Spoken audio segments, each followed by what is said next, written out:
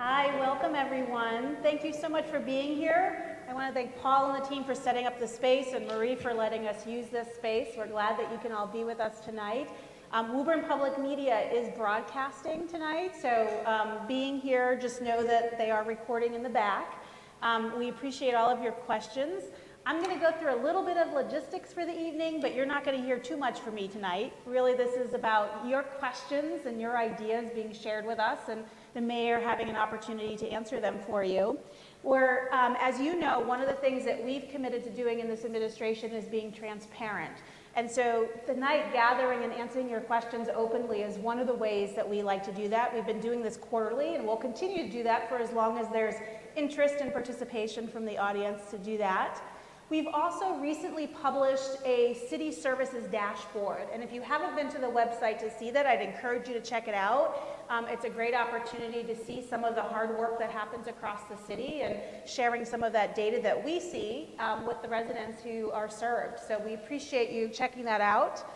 Today, how this is going to work is going to be really simple. Mayor Concannon will make very brief opening remarks. We're then going to really open it up for questions. What we are going to ask is that you come to the microphone to ask a question so that the recording can be heard by those who are on our broadcast, that we have folks who are listening from home. If you are unable to stand at a microphone or unwilling to stand at a microphone, and I hope many of you are not unwilling, but if you are, if you raise your hand and write down a question, I'll do my best to represent that for you. But I really encourage you to come up to the mic. We promise it's painless, and it is the best way for our audience who isn't here in the room to be able to hear those questions directly from you as well. So without any further ado, I will just let you know that on some of your seats, on most seats, there's 2 flyers. These are just things that are happening over the next couple of weeks in the city. We have a budgeting seminar we want you to know about that's happening at the library. And for those who are job seeking, we have a job fair coming up. And we have 27 incredible local employers who are going to be there from a wide spectrum of industries. We have healthcare, we have elder care, we have restaurants, construction, trades, office work, all kinds of amazing things. The city is there, the schools will be there. So if you or someone you know is job seeking, it's a great opportunity to join us at that job fair. There's no cost to participate, just come out and meet some great folks. So with that, I'm going to turn it over to Mayor Concannon. Thank you, Samantha.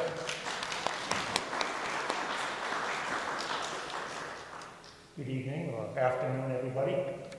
Thank you very much for being here to join us for the Q&A Town Hall. I'll echo Samantha's thank yous to the Senior Center team for allowing us to use the space and for setting it up. Thank you as well to Woburn Public Media for helping to bring this session to those who couldn't make it today. Thank you to my friends on the City Council who have joined us this afternoon. Hopefully they won't be peppering me with difficult questions.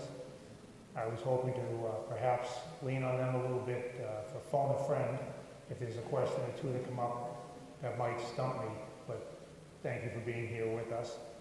As Samantha said, this is an attempt to just try to enhance the communication between your city government and the public. We've done a few of them already. They've been fairly well attended, and we will continue to do them as long as people see benefit. I think it's a nice opportunity to gather in a fairly small setting and ask a question directly of your city government without feeling like you're in the spotlight in a huge auditorium. One of the things we thought might be nice was to take this on the road a little bit and come up here to the Senior Center. Maybe the City Council chamber at City Hall could be a little intimidating to some people. They'd be maybe a little reluctant to stand up and ask a question there, and they might feel more comfortable doing so here. So we'll explore a couple of other options as we go forward, other places to do these, to just try to keep attracting as big a crowd as we can and just keep the dialogue going between the residents and your city government. So again, thank you very much for being here. I look forward to trying to answer as many questions as you have, and let's see if we can get going. Excellent. So who has the first question? It really doesn't take bravery, but I know it can be a little uncomfortable for the first person to stand up. Who wants to do that? Ken, I know you're itching in the back. I can see it. Thank you, Ken. And just your name, just so, I mean, I know who you are, but not everyone in the audience might. Fantastic. Mike. Okay, remember, Respectfully, my friend, thank we you. have about an hour here. Hey, we had an hour, I'm Your just trying to question tone it cannot down. go I'm trying longer than to an get to hour. the question, get to the question, Ready, get to the go. question. Thank you, sir. I respect you way up here. You make me want to work 16 hours a day instead of 14. I don't know how you everywhere when you are. Thank you, thank you, Ken. thank you. Thank you very Now, much. you know my concerns regarding 3A, the density, and it all being shelved, tabled, punted in North Woburn and the east side.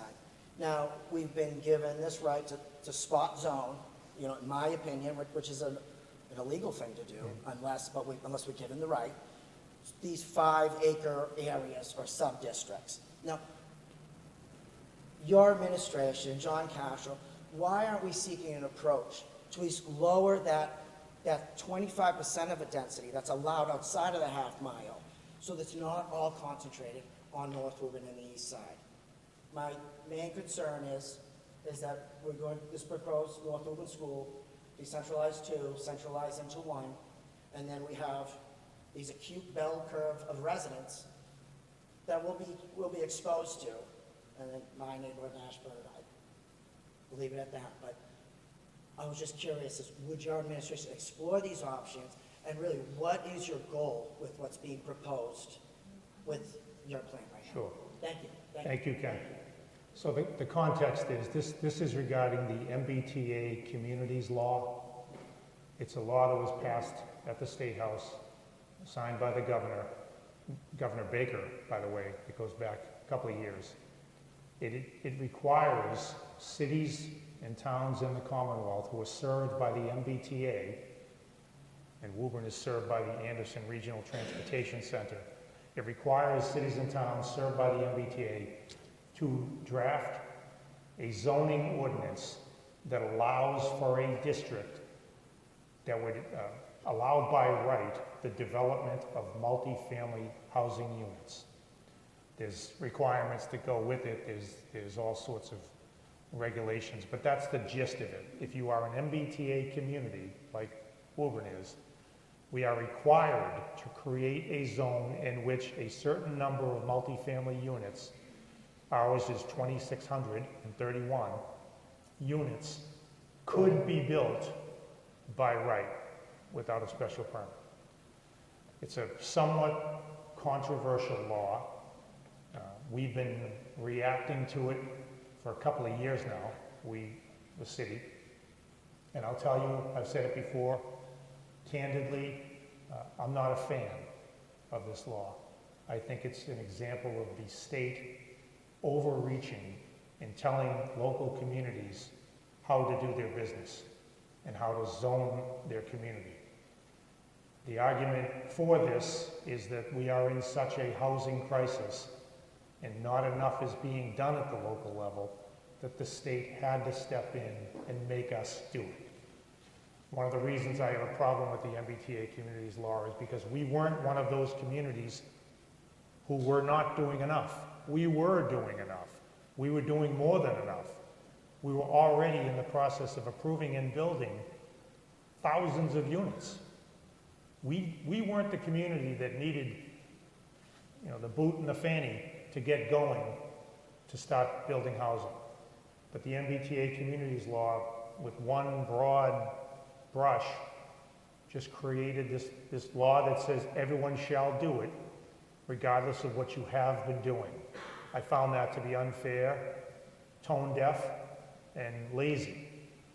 The other piece of it that bothers me, and I know many on the council share my opinion, is that there is no credit given to a community that has already been doing this, building the multifamily housing. No credit given. So all those units that we had approved and have been building for the last 10 or 12 years, it's as if we did nothing. I think this MBTA Communities Law should have included a look back.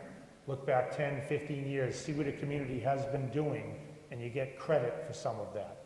We've been pushing hard at every conversation we have with anyone in state government to try to at least include a look back. And so far, we've been told no, it's not going to happen. So, what we're doing now as a community is working on a draft zoning order and map that would comply with the state mandate. It's not what we'd like to do. We'd much rather be able to do it at our own pace, at our own discretion, the way we'd like. But because we have to, and the risk in not doing it is that you jeopardize a significant amount of state funding that would come to our city. We can't afford to risk that. So we're going to comply. We're in the process now. We've presented a draft, excuse me, that is before the planning board. They had a meeting last night where they discussed it, and it's also in front of the city council. So to Ken's particular question, there is a draft proposal that's before those two bodies. They each have the authority, and you might say the obligation, to adjust that draft proposed ordinance as they see fit. They certainly have the opportunity to incorporate what Ken is suggesting. Instead of putting the zone basically in a big circle around Anderson, we had the opportunity to put 75% of our required units there and then put 25% elsewhere in the city. And I think it's Ken's position that maybe we should avail ourselves of that opportunity to separate out the 25%. The planning board and the city council are holding public hearings where comments like Ken's can be offered, and those suggestions and recommendations can be incorporated into the final zoning ordinance and map that gets adopted as a result of the process. I feel like the work that has been done thus far, and I want to give particular credit to Councilor Lou DeMambro from North Woburn, who really rolled his sleeves up and tried to work hard to come up with the most palatable zone for the city of Woburn. I feel like all of that work that has been done settled on a location and a map and a strategy that does work best for Woburn. Reasonable minds can disagree, Ken. I think that what we have would work best for Woburn. If the city council, by majority vote as a result of this process, tells me that they'd rather break it up, I will listen. And we'll have a conversation about that. And I am open to being convinced. But as we begin the process, I believe what we have is reasonable, appropriate, and in the best interest of the city of Woburn. Okay? Thank you. Who wants to come next? Please, sir. Hey, Mike Stein from 44 Elm Ave, Woburn. Hi, Mike. I'm concerned about the traffic in East Woburn. It's the same old. Can you come a little closer to the mic? I'm concerned about the traffic in East Woburn, specifically Salem Street. Okay. So the Yeah, Pine concern is Street. around the traffic, specifically around East Woburn, correct? Right. Pine Street was redone over, and, there's been talk of having a street, some set of lights in Wildwood or something. It's a very dangerous accident. I was actually in it, I was actually in it, a vehicle collision at one time. My wife had some road rage issue, like somebody that, was offended that she pulled out in front of him because he's going like 45 miles an hour. There should be at least a speed platform or something to slow people down. Other communities have 25-mile-an-hour speed limits. Now, you probably can go 30, 35 before you get in trouble, but, people are going too fast around the city streets. Is it gonna take a kid to get killed or something? Because if you come out to Pine Street, cars come down Pine Street 40 miles an hour, So I'd like to see that addressed, and, I don't know if Salem Street is a state road or a city road. I believe it's probably state. It's a city road at that point. Oh, it is? You're talking near Pine Street? Yeah. Yeah. And, then the drainage problems we always have in East Woburn too, So let me start with the traffic. Traffic would be the great, Okay. So wouldn't surprise you to hear that at these forums and on our city reporter concern website and the emails I get and the phone calls I get and the walk-in visits I get often have to do with traffic in the city. It's probably one of the number one concerns that I get and that the city council gets as well. specifically with like rush hour, it takes us like 20 minutes to get to, like, the interstates, but, you know, to go to Commerce Way takes longer than me to get to, like, Melrose, you know, so. Well, that's kind of the irony, because the two levels of complaint or types of complaint I get about the traffic is that the cars are going too fast and that you can't get anywhere because traffic's jammed up, and they're both true. Yeah. Depending on the time of the day and the neighborhood and the situation you find yourself in, both of those things do happen. There's been, some, you know, granted, there's been a lot of improvement. There's always room for better, you know. So I would say this regarding traffic. When I was on the council, and I know that all of our councilors today weigh very seriously the impact of traffic and congestion whenever they have a petition in front of them for a development. It's probably the number one concern that they struggle with. We want to have development. We want to have, you know, we want to grow as a city because that's how we grow our tax base and that's how we're able to afford the services we provide. So it's good to have development, but it's got to be balanced development.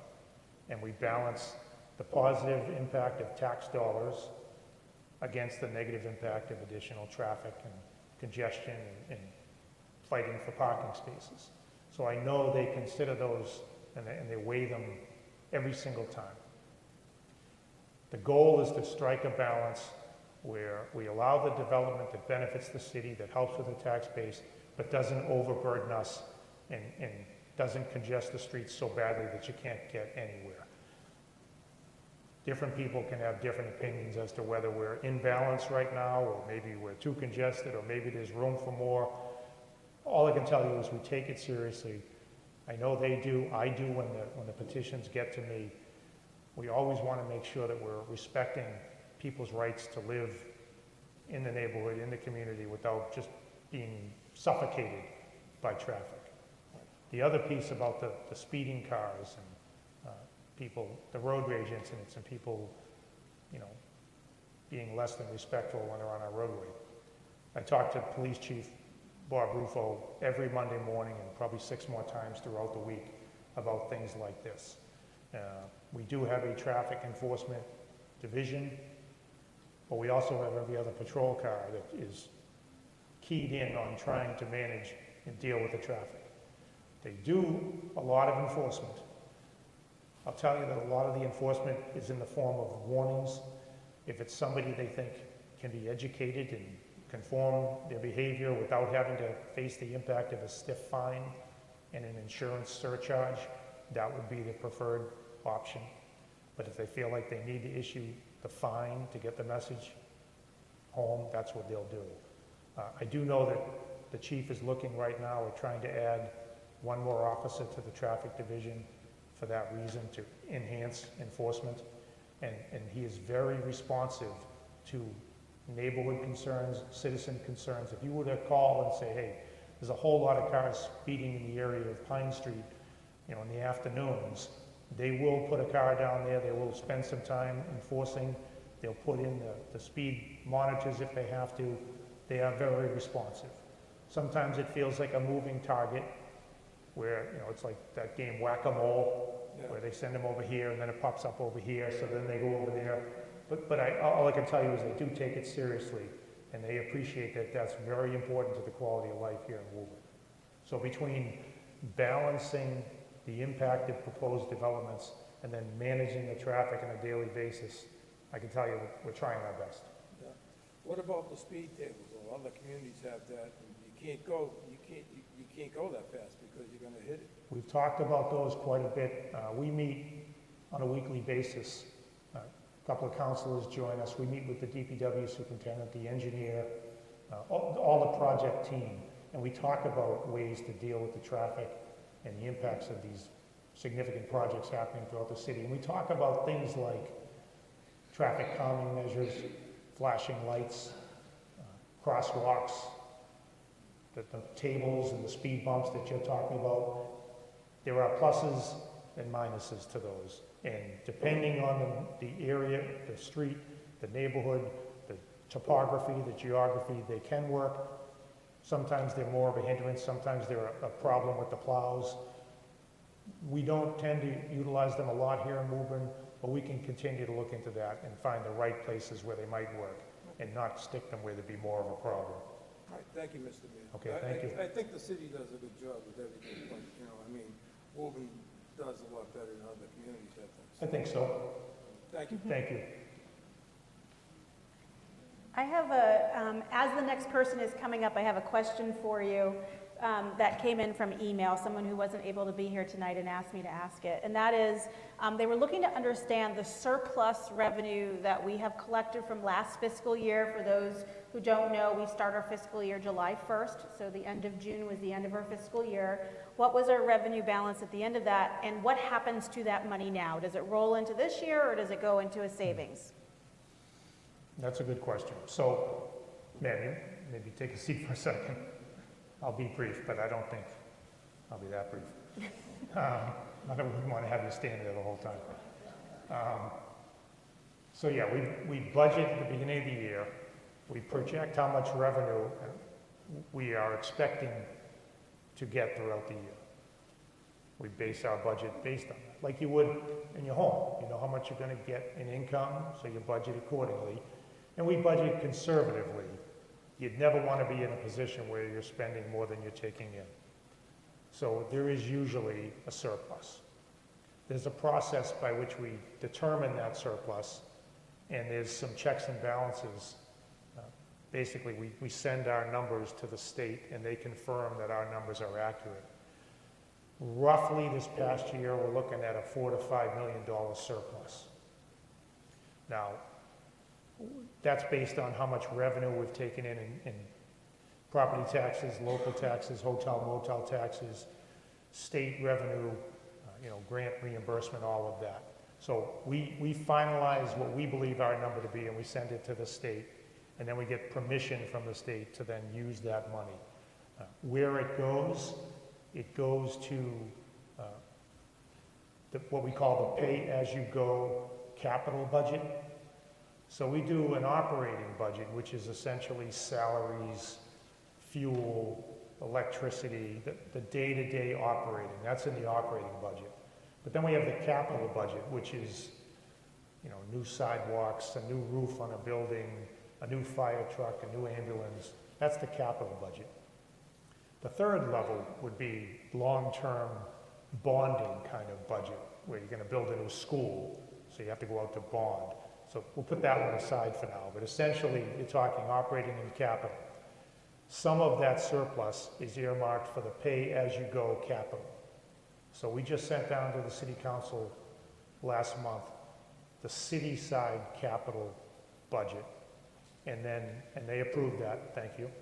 And then in the next few weeks, they'll be receiving the school side capital budget request. And hopefully with their approval, we'll know what that expenditure is. We'll use some of that excess money to pay for that. And then there is the opportunity for some of the money to carry over within a department from year to year. There are certain rules on what you can and what you can't do. Some of that will carry over. And then ultimately, if there is extra money and we're approved by the state, we can use some of our surplus to offset the impact of next year's budget on the tax rate. So that's all happening right now as we speak. It doesn't get settled in terms of the tax rate until late October, early November, but we're in the works right now talking with the state and finalizing all those numbers.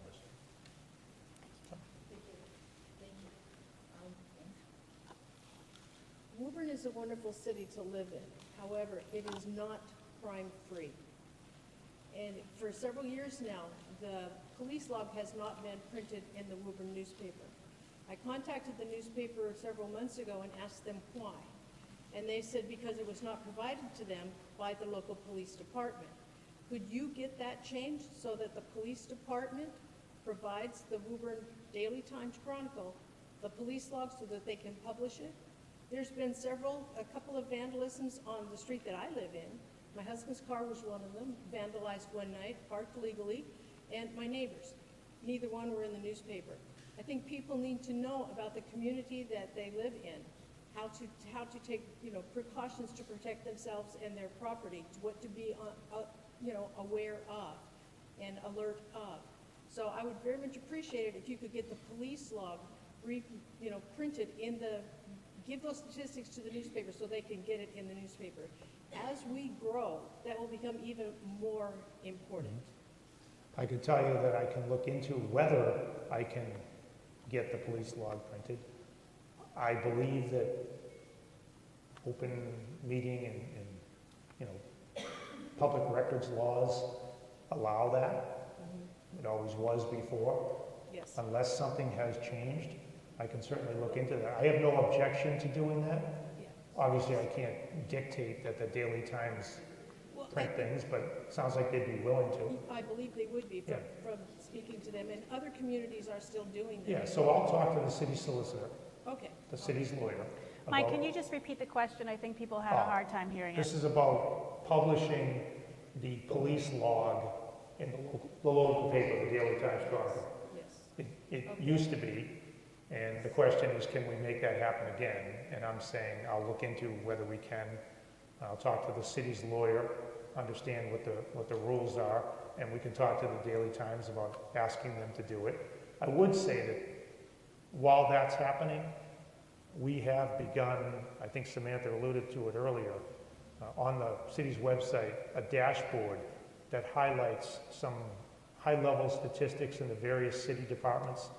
And we have the opportunity, once we're certain of the accuracy of the data, to publish some level of crime stats.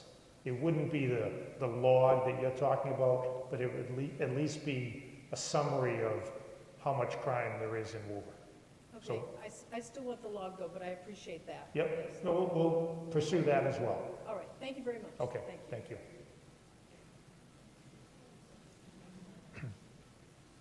Here goes.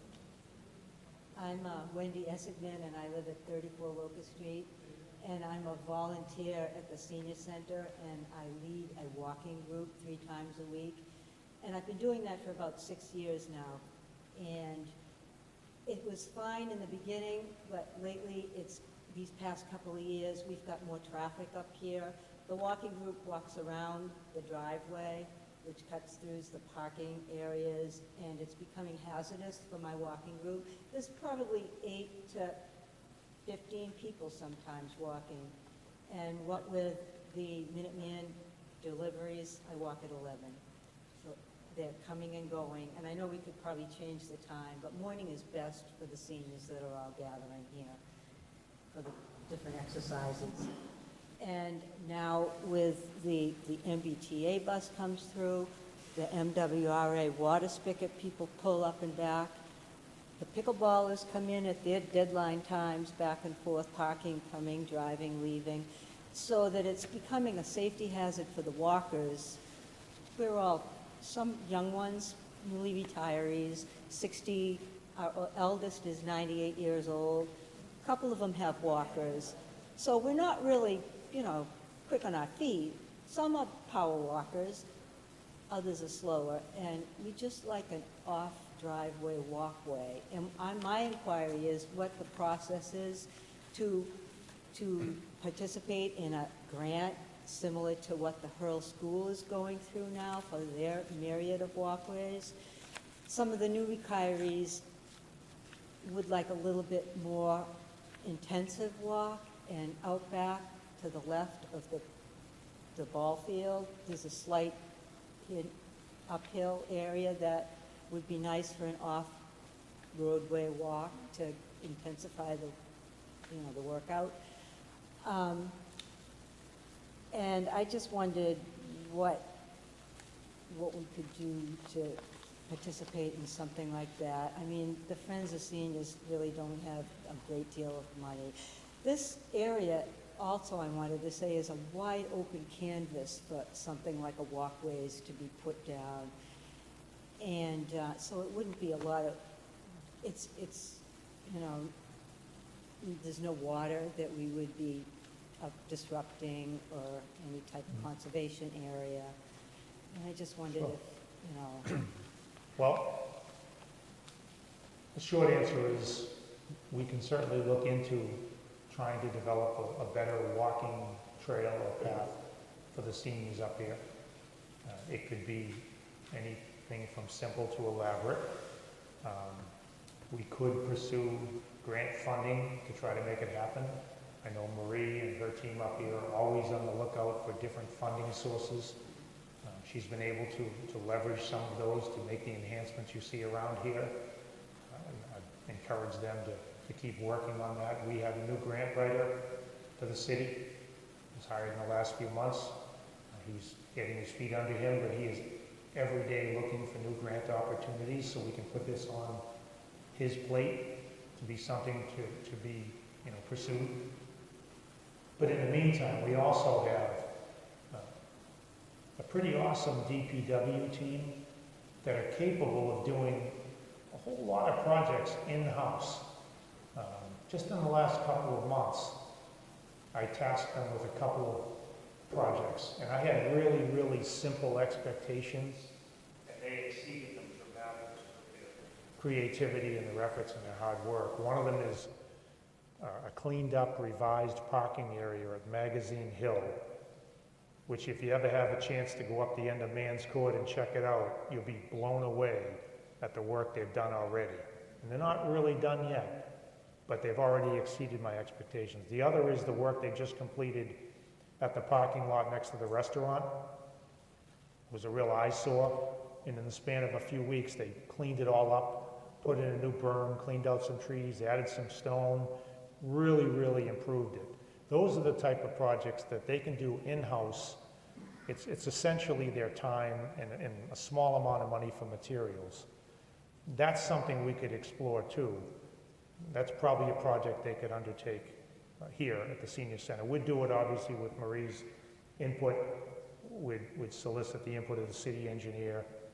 We could maybe start out small with a simple trail with our own in-house work while we pursue grants. But again, I'm looking to Marie because I would want her guidance on what it should look like, where it should be, all the particulars, because she knows the clientele much better than I do, and we want to serve the needs. We don't want to just create something that isn't what you wanted. So we can do that. I'm just saying that Wendy's been really wonderful through all of it. She's got 3 days a week of working group. She also helps in the transportation office, so that's been great. Yeah, I'm sure we could. Thank you. Absolutely. So we could have, Marie could lead the effort on what it is you would like to see, and then we can share that with the grant writer to see if he could pursue something along those lines, while we also talk to the DPW about what they could do in-house. So we'll make a note of that. Thank you. And thanks for your volunteerism too. We appreciate it. Please come on up.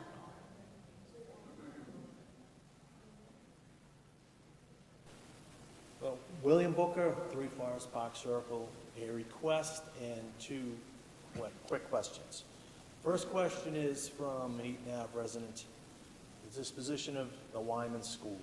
I don't know what's going to happen with that. They're very concerned. The second question I have is from the Barber Circle president, my son, corner of Salem Street and Main Street.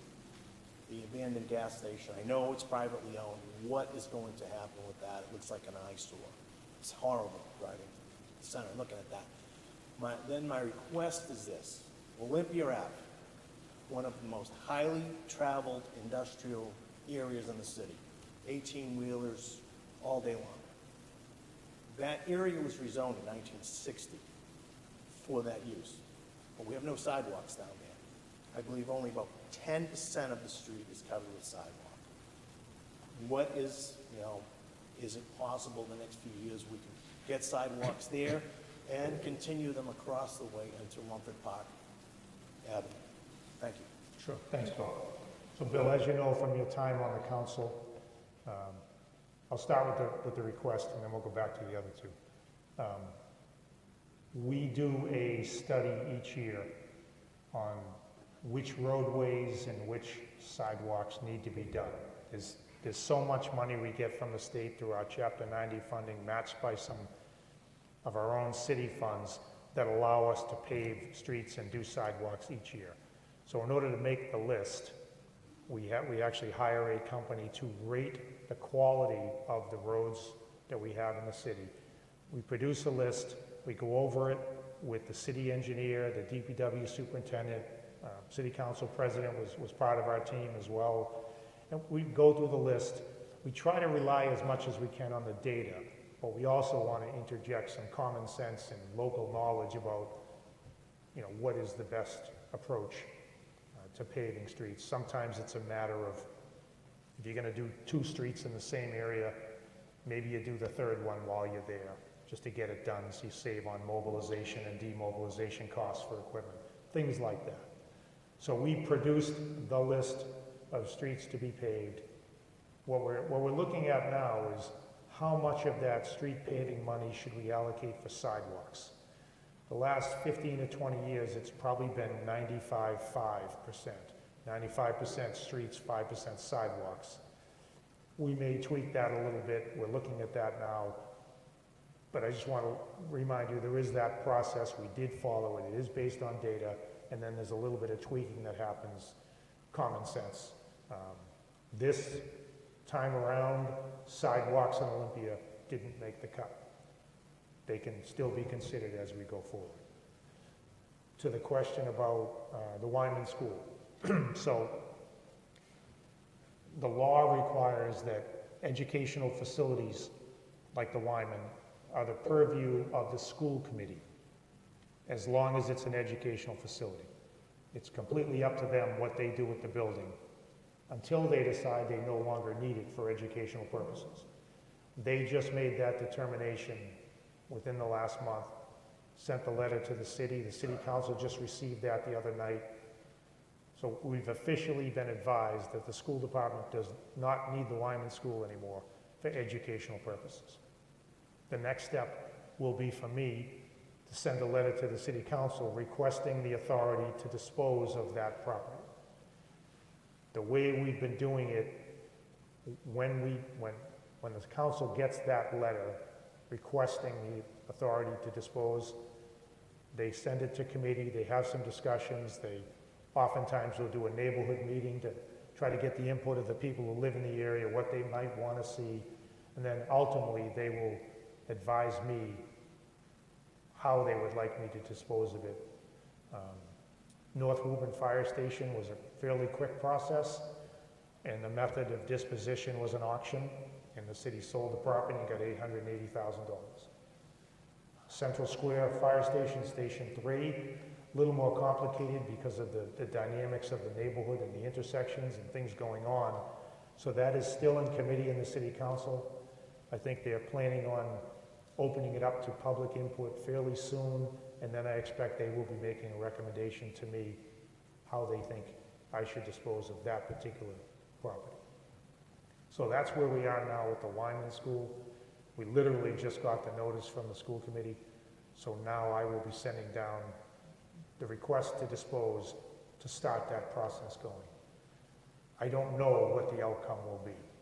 I know that there are people who, there's a bunch of different ideas. I got a letter today in the mail, literally today at my office, from somebody who said, I really think the city should do everything they can to preserve the castle. The castle is a historic building. It has a lot of special memories to the residents of Woburn. It's the oldest school building. What can we do to preserve the castle? So that's one side of the equation. Then there are people who are saying, sell the castle for as much as you can get to a developer, let them put condos in, and we can use the money elsewhere. When the school committee sent the letter on the Wyman School, not only did they say, we no longer need it, you can dispose of it, they said, we think you should give the money that you get from selling it back to the schools. Which I'd probably say the same thing, Jesse, if I was on that side of the table. My point is there are different perspectives on what we should do with that property, and the process will play out, and I'm sure folks will have an opportunity to weigh in the city council, and then we'll go from there. We'll get the recommendation. The other one was... Salem and Maine. Oh, the Dome gas station.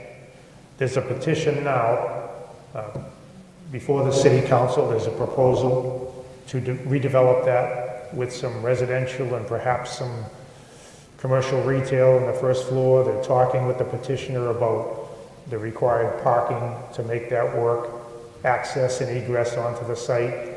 So the good news is that there is a proposal to try to do something with that eyesore. We'll let the process play out, let the council, apply their levers to how that comes out. I'd like to see something there. I agree with you, it's an eyesore. We certainly wouldn't want to make a bad situation worse, and I trust the council knows what they're doing. They'll approve a plan that works for everybody. Okay? Thanks, Paul. Next question. Please come on up. My name is Olga, and if I may, I have 3 questions. First is to follow up on my previous question at our meeting a few months ago. If there is any update on the bridge construction? The North Woburn Bridge? Yes. Okay, I can answer that real quick if you like. We'll do, because I have trouble remembering the first question by the time you're done asking the third question. So the bridge is proceeding. I think we're talking about a spring of '26 opening. There was a bit of a delay. There was some things that were just bogging down in terms of moving utilities, but I think we've moved past that now, and you should start to see some real serious work in the next month or 2 carrying us through. So that's on its way. Great news, thank you. Second is about the showcase cinema. I understand it has been sold. Yes. Does it mean we will not have any movie theater in the city? There was a sale of the property to the Home Depot Corporation. We don't know exactly what they're going to build there and when they're going to do it, but there is a provision in the sale agreement for some time for the cinemas to continue to operate. Ultimately, will they develop by knocking down the cinemas and transforming the whole lot? I'm not sure yet. Very early on in the process where the sale just occurred, so nothing is even being floated to the city council just yet. I think we're going to have to wait and see on that. It's very sad. My kids love the place. And It was one of my first jobs. was it? I popped the popcorn at the cinemas when I was in 10th grade. It's a lovely place. So a little emotional for me too. And my last question is about, we all know that Woburn has issues with tap water. And I happen to live not far from the senior center, and a lot of people come and fill bottles with this water. And I don't know whom to ask, but I'm curious where this water comes from, and if there is another place to fill bottles with it. First, I would assure you that all the water in Woburn is safe. Specifically, the water up in this neck of the woods is coming from the MWRA, which the latest concern you're probably hearing and alluding to is the PFAS, the forever chemicals concern that the EPA and the state DEP have been focusing on as of late. That concern is the reason why we're building a new $20 million PFAS water treatment plant down at Horn Pond to take all those forever chemicals out of the water before it gets to you.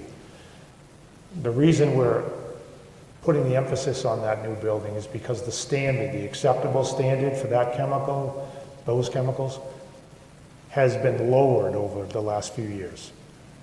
We were always within acceptable levels, and then they lowered the standard, and we started to flirt with that level. That's why you get an alert when we go over the limit. That's why we have the water filling station. That's why we have the water rebate program, because of that threshold being lowered and us butting up against it. I can tell you the good news is for the last 6 months, we've been well under. And we do that quarterly. The last several quarters we've been under. We continue to monitor it, and we're forging ahead with our plan to build the treatment center to take the issue off the table. I expect you'll see shovels in the ground this fall I literally just signed the paperwork before I came here today, awarding the contract to a contractor. So you're gonna see that treatment plant built soon. The PFAS issue will subside for Woburn, but in the meantime, the water in Woburn is safe. And as you fill up your buckets and your jugs here, it's MWRA water, which has minute traces of PFAS because that water is coming from the Quabbin Reservoir. Which reservoir? The Quabbin out in Western Mass. Is there another place to fill the bottle, or it's the only one? This is the one that we have here. It's because it's clean and pure, there's no concerns. You should not be worried about that. Okay? Thank you. What's that? Ma'am. Hang on one second, there's somebody else who you've asked a question, so if you don't mind, we'll have other folks go first. Yeah, thank you. Hi, Mayor. My name is Jackie, and I'm a resident on Prospect Street. So my question for you is actually a concern. We've been working with the city. We've had a couple of meetings, and Bill Pappalardo has been working with us regarding the rodent issue in our neighborhood. I have several of my neighbors here with me. We'll repeat the question when they're done. Thank you. This microphone apparently is more for The recording. public media recording and broadcast. Sorry, I'll repeat the question. So my question to you is, what is the city going to do to help the homeowners? Because some of the homeowners are taking the initiative to do mitigation procedures on their own property. It's costing us money to do that. But we can do only so much, and then my next door neighbor is doing nothing. So I'm just asking what the city can do to help the homeowners and get the word out that if you don't have rats now, you will eventually. Thank you, Jackie. So I do appreciate all the efforts of Councilor Pappalardo in Ward 2. We actually talked about this earlier today, and I know he was in City Hall earlier, and he has been quite a bit talking with the Board of Health agent, Jack Freilich, and the Board of Health members. All the councilors at one time deal with this issue, and Bill has jumped in and led the fight most recently in Ward 2, so I appreciate him taking the lead on that. So we did talk today a little bit more. I met with the Board of Health agent. Just repeat the question. Oh, this is about the rat problem. Specifically in Ward 2, the south end, there's a neighborhood that's dealing with an issue, and Councilor Pappalardo is helping. I live on Day Circle. Everybody on my street has got to have pest control because of the rat situation. So like I said, probably every city councilor has received a question or two on this topic through the years. And it's the reality of city living, but to answer the question, what are we doing, what can we do? We have engaged through the Board of Health.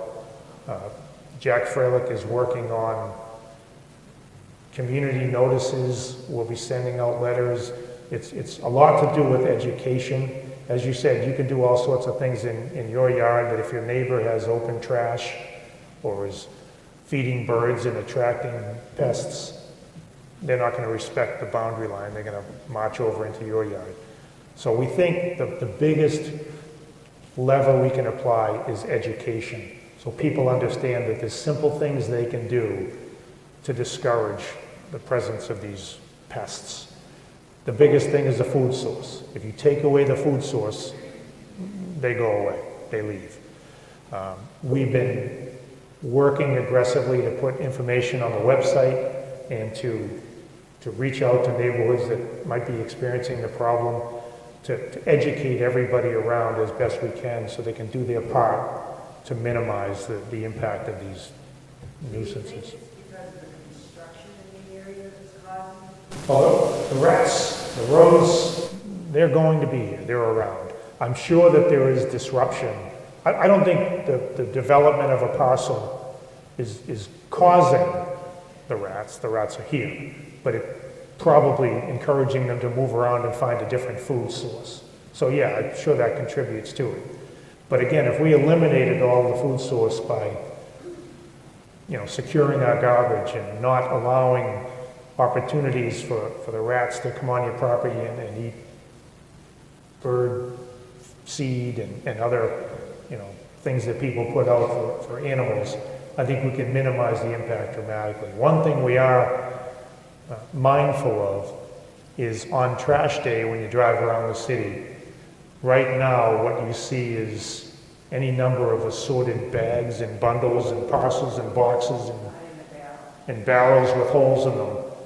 And that's a feast for some of these roads. So what we're doing as we enter our next contract with our rubbish and recycling contractor, Waste Management, we're incorporating enhanced recycling, more buckets, they hold more gallons.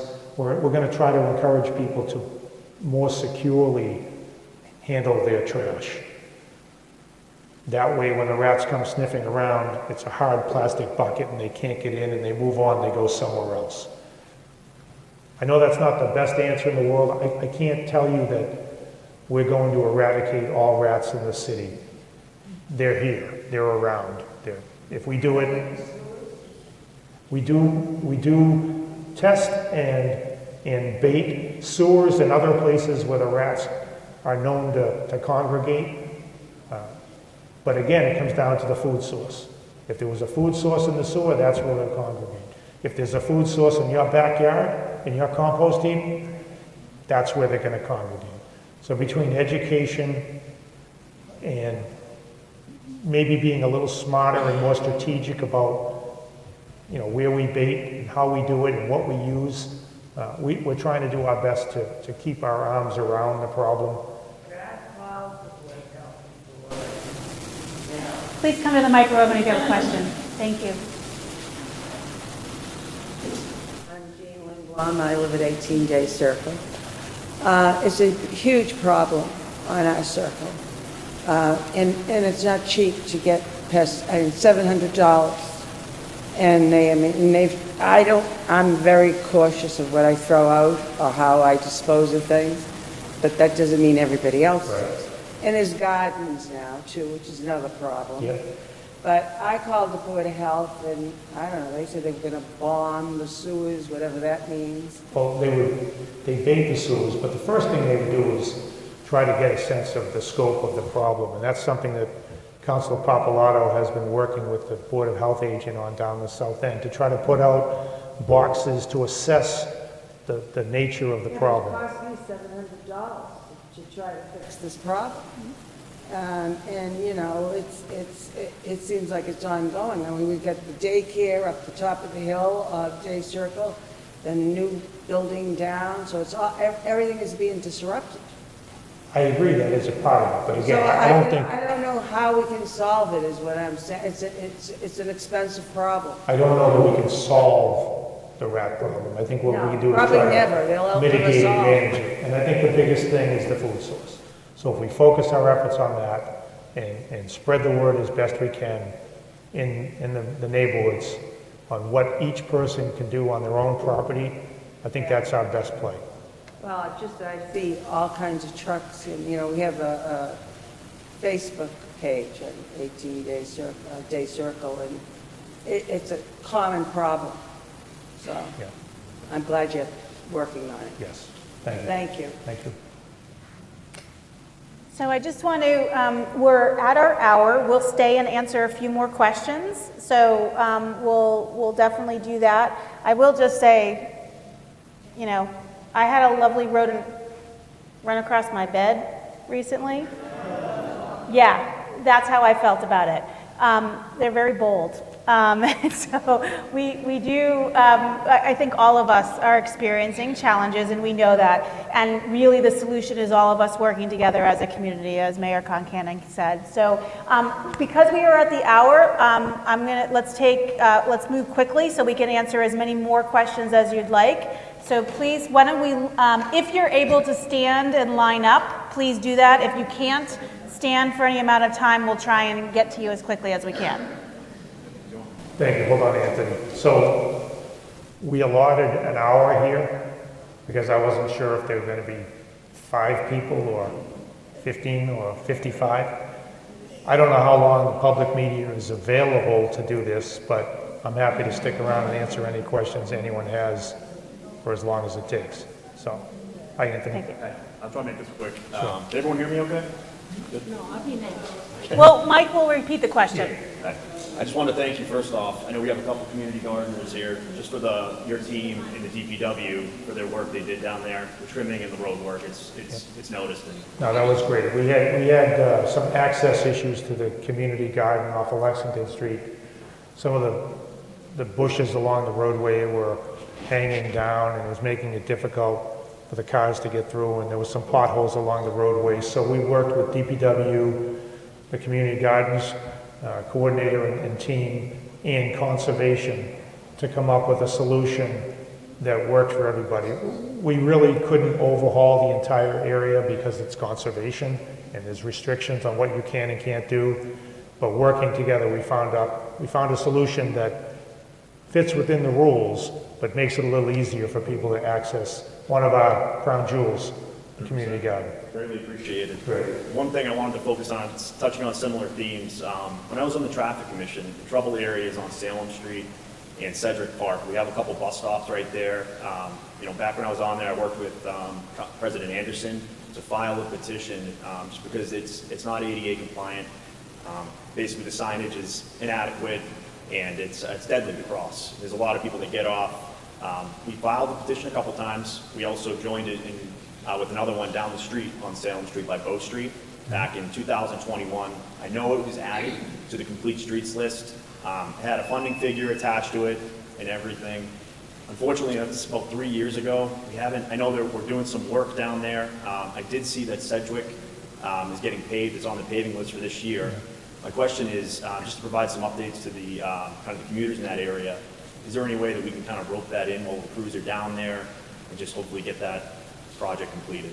Are you talking in terms of signage and crosswalks or Just more? the ADA compliance, just basically make it some ramps down there. If we can get the pedestrian actuated crossing signals for that whole stretch of area, it's the heat map for that area that MassDOT put out. There's been accidents. I grew up over there.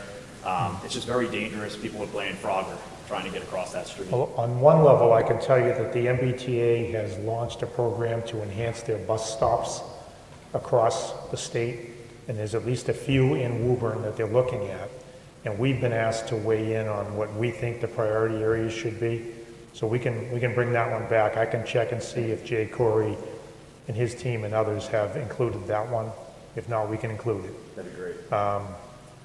In terms of the MBTA enhancing and upgrading their own areas. What we can do, maybe in conjunction with them, if we find out they're actually going to be doing some work, we can piggyback. But I will tell you that further up the street at Salem and Bow, at the urging of Councilor Mercer Bruin, with the assistance of President Dillon, we have begun the process of installing some flashing pedestrian warning lights. Should maybe help a little bit with the problem further down, but it's not the solution. The reason we focused on this one is because of the crosswalk for the kids going to the White School on Bow Street and the Kennedy, coming that way across the other way. So we have allocated funds. We have a consultant hired. We actually have a meeting tomorrow afternoon to talk about the logistics of how to do that. At a minimum, I want to see at least 2 flashing beacons in advance of the crosswalk to slow the cars down for the kids. Whether we can expand that further, I'm not sure. We'll have to look into that. My hope would be that the MBTA, through their upgrades, would address the issues you're talking about at Sedgwick, Salem, and Hilltop Terrace. Just that area, there's Yeah. one right there. But at a minimum, I can tell you we're working on the intersection further up, so there's something. And I know that with the Chapter 90 funding, the Municipal Bus Enhancement Program, it's a great grant program for that purpose, and I hope it's some money we can tap into, so. Okay, we'll check in. Thank you. Thanks, Andrew. Good afternoon, Mr. Mayor. Hi. I have one question before I state my problem. Do you remember what year the city of Woburn replaced the sewage pipes in Montville Avenue? I do know. If you did, I would be really impressed. I was hoping that you I answered actually me. grew up near there, so you think I might remember, but I don't. I've been I hoping I can find out. Please. When did we replace the sewer lines on Montville Ave? That's the question. Anybody knows? The answer is I don't know. I'm having a big problem with the sewage because it's been 3 times that I had a backup, an ugly backup in my sink. And I paid quite a few $100s for somebody to come and clean. My basement was full of junk. Second time, again, another 800 something. 3 months ago, 950.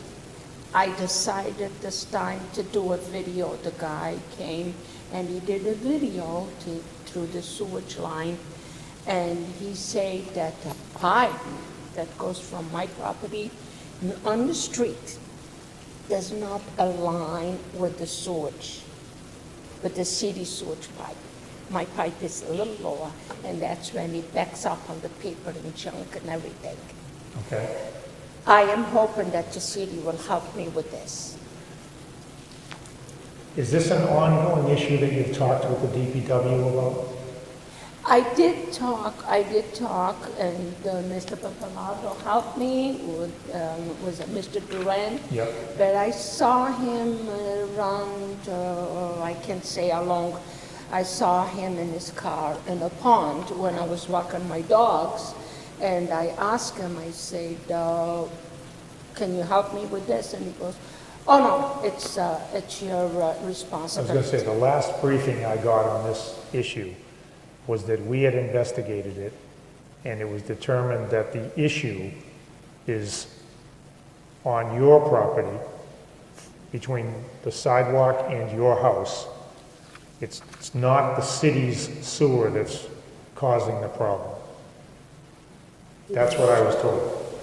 And if that's the case, I got the video. Paul made a copy of video and I sent it to Mr. Duran. right, and he told me that the video confirmed that the issue in the sewer is from your property back to your house. It's not the city's line that's experiencing the problem. If that's the case, it's not something we can do. I can't spend city tax dollars on a private sewer matter. We can look into it to confirm further, excuse me, but that's the latest that I got. What I was told from the drains that it's the pipe connects into the city sewage. The pipe is a little lower. The city sewage pipe is What's the address on Montville? What number? 143. 143, okay. Yeah. We'll talk with the group But- again tomorrow morning about that, but I'm just telling you, that's the latest I heard. That this was a situation that was not the city's responsibility. And I don't take any pleasure in telling you that. But Okay. if that's the case, Okay. I can't spend city dollars on that issue. Okay. But if the pipe is, what part of the city is the sewage line? Not on my sidewalk. He's saying that it's from the sidewalk into my property. Yes.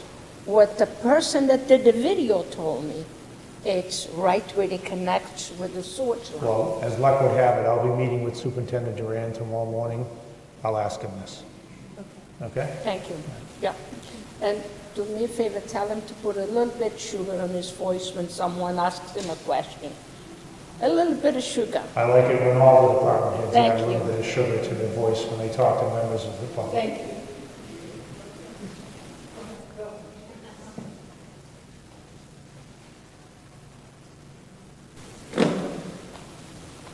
Good afternoon, I'm Eleanor Collins. I live up on Squanto Road.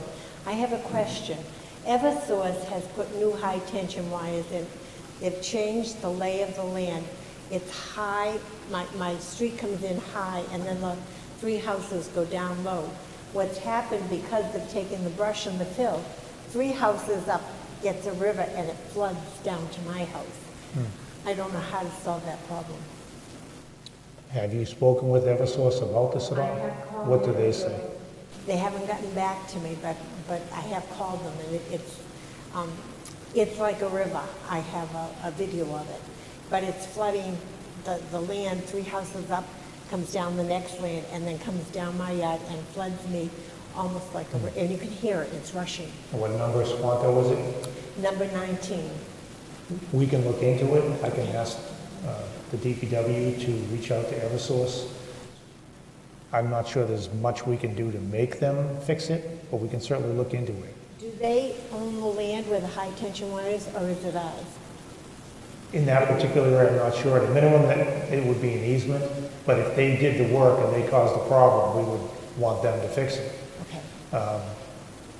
Sometimes the only real leverage we have in the city when dealing with these utility companies is when they come before the city council looking for something. The city council can inquire, you know, you say you want this, what are you doing about this other problem over here that you caused? I know that they do that. So I would suggest, Councilor Viola is here, very zealous advocate for Ward 7. Good. I would suggest we talk to him and Okay. Thanks so much. maybe we can make a difference there. Chuck, thank you. Threw you right under the bus. Does anybody else have a question?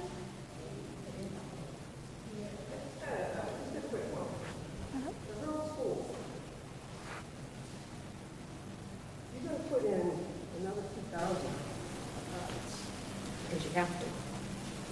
Where are these kids going to go to school? We're hell-bent in doing something with the girls' school, making a nice park, etc. I think you need to keep a piece of property. I think you're going to need a school. I think you can get the West Side kids back to where they belong. But just ricochet that, because you're going to have to build a new school out there anyway. I'm not sure of that. I know that the school committee has said they no longer need the building for educational purposes. Back to the original point about the MBTA communities law, just so we're clear, the law requires each community to zone such that a number of multifamily units could be built. The law doesn't require anyone to build anything.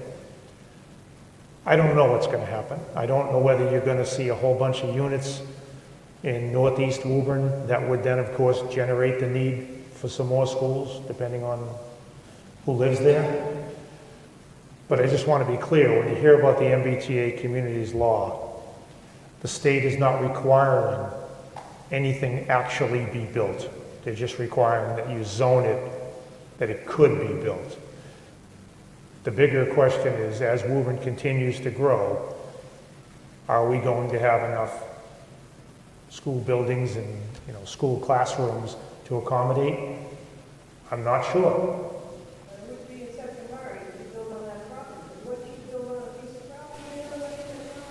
That's already been done. It's already been declared Article 97 land. The land is gone. The plan is well underway. Money has been expended. The building is actually coming down later this fall. And that's a commitment the city has made for years now, that that site will now be a park. And it's going to be a beautiful park. But I don't dismiss your concern about the need in the future for additional school buildings and classrooms. I'm not sure yet. We do have a feasibility study that was done by an outside consultant on the status of our school buildings and a path forward, some suggestions. And there's an ad hoc committee that's been created to review that feasibility study, to make sense of it, and to try to chart a course going forward for the city. In a nutshell, the feasibility study said we need a new North Woburn school, and we'll probably need a new middle school. Whether it's a combined middle school or just significant improvements made to each of the existing middle schools, that's what the ad hoc committee is looking at now. But fairly soon, you're going to hear some news that says Woburn's going to have to spend a whole lot more money on our schools, on facilities, upgrading what we have, and perhaps transforming the way things are laid out right now. I'm not going to steal the thunder of the ad hoc committee. They haven't even finalized their work. I've been briefed on where they stand now, but it hasn't been finalized. When their recommendations come out, they will go to the school committee to be digested, and there'll be decisions made at the school committee level and recommendations made. Then it will go to the city council, and then ultimately there'll be an opportunity for the community to weigh in on what we think the path forward looks like for our schools. I just want to brace everybody that there is a report out there that says we need a whole lot of work done to our schools at a significant cost. So, And can I say who benefits? The construction companies, just like a construction company that benefits from the rebuilding of every grade school in Woburn and the high school. well, I'd like to think that the community has benefited from all the schools we built as well. You can renovate a lot cheaper than you can bulldoze and rebuild. Not always the case, unfortunately. We learned that at the Wyman School and the Hurl School. As I said at the beginning of this, that will go into the process, and there'll be an opportunity to weigh in at the city council on thoughts on what you'd like to see happen at that building. That process already occurred at the Herald. We're years into a process where decisions have been made that that school would be torn down and there'd be a park built there. I'm not going to undo that. Do you have another question? Come on. Well, follow-up on the water. On the water? On the water. Yep. I thought the piping was in a loop and everybody, the water got. Now, we have about 50% of our water coming from the Quabbin, directly from the MWRA. Right. And the other half is, Here is just fully, yes, and the other half is coming through Pond. There are times when there is a mix done by the water department, but the reason we put the water filling station at this location was to alleviate that concern. where could I get a copy of the piping plan of the water department? Is that something I could get down at City Hall? Probably at the water department, I guess, to maybe Laurie Scalise, but the information on the water and the PFAS issue is on the website. I was looking for the. Are you looking for your specific address? If you call the water department, they routinely will tell you which water source comes to your home, and they'd be happy to tell you that. For an entire plan, I'm sure that's public record and we can get it, but if you call them, they will let you know for your address what your water source is, whether it's mixed or one or the other. Okay, thank you. You're welcome. Any other questions? Yes.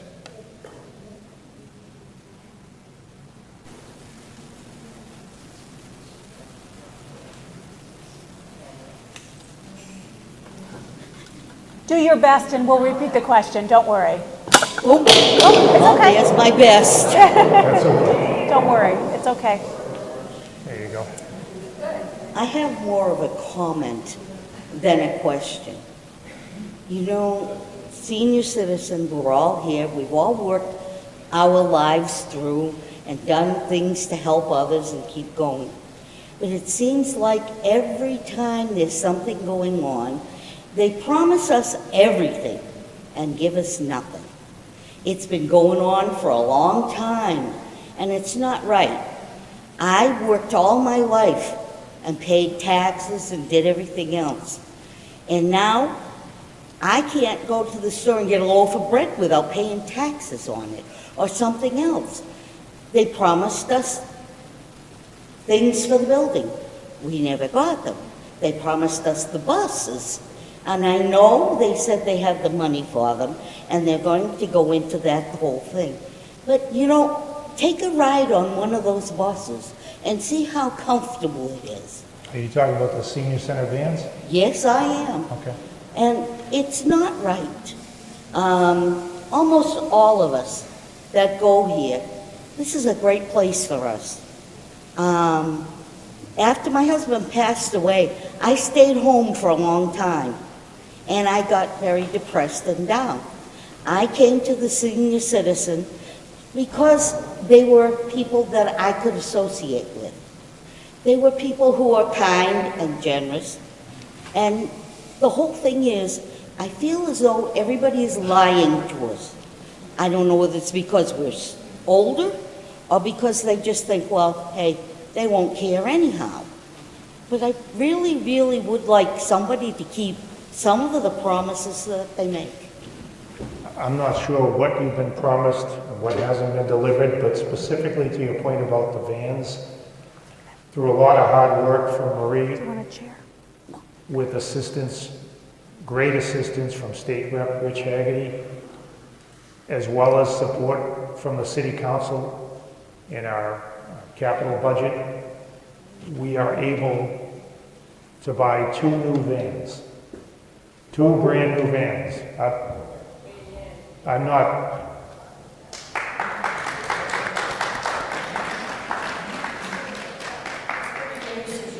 okay.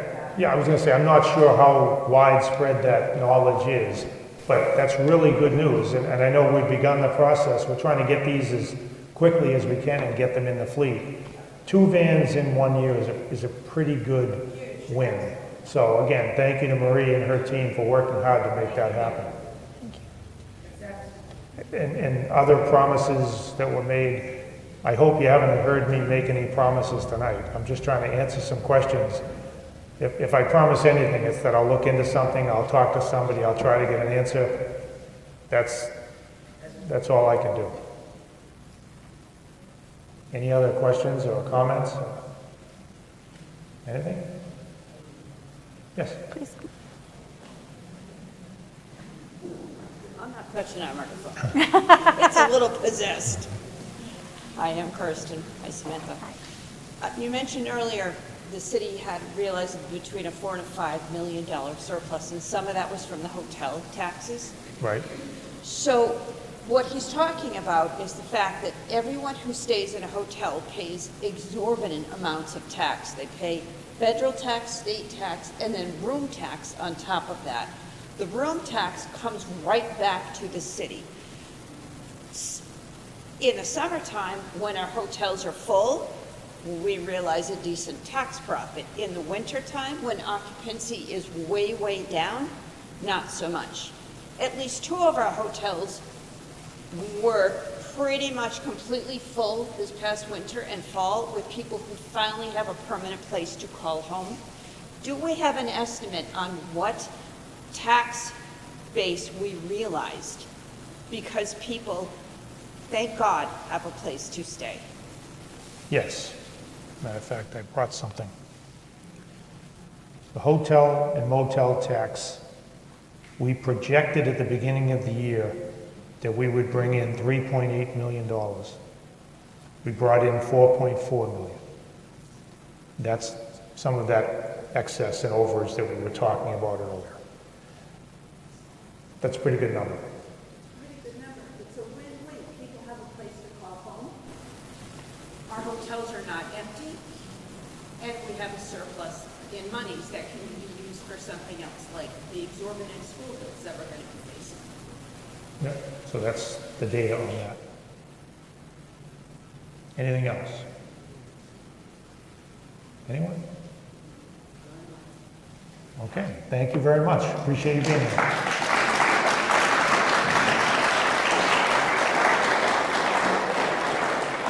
Thank you all for joining us tonight, and most importantly, thank you for all of you who brought questions, ideas, and comments. We find that very helpful. It's a tremendous input for us. We hope you find this forum useful, but this isn't the only time that you can come ask us questions. So we welcome you to reach out anytime that you have a question or idea to share with us, and we hope to see you again in next quarter when we have this particular forum again. Thank you.